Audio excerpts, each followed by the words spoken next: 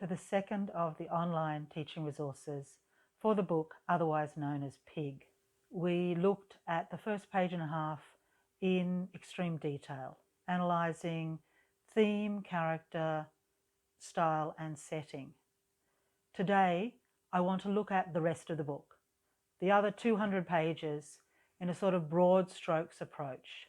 Now this, and I must stress, this is not a summary, because if when you're asked a question in an exam or an essay and you just give people a summary of a book, you are not going to get a good mark. I can promise you that. Instead, what I want to do is I want to look first at style and then at the plots and subplots you find in this story. If you have access to the other online teaching resources on the Wakefield site, there are a set of questions that will actually relate to this talk. The main purpose of both those questions and this lecture is to give you the building blocks you need to start analysing the book in the simplest and I hope the most interesting way possible.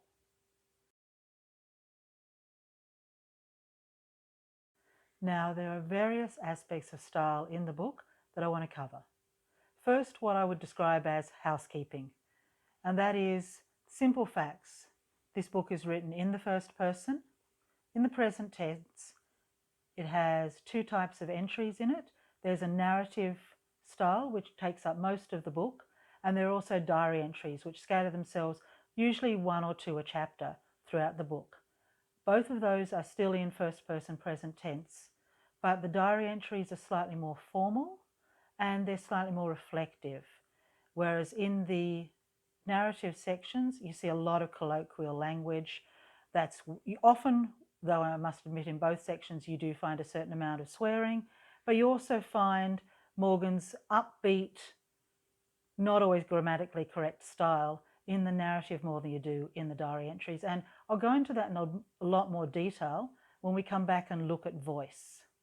However, the two aspects I really want to look at in style here are the sort of visceral, intense aspect to the book, which you've already seen in the first page, and also the comic aspect, which I mentioned at the end of the last lecture, and is in fact one of the main ways that the book becomes readable and bearable, in contrast to, in fact, the intense horror of Morgan's life.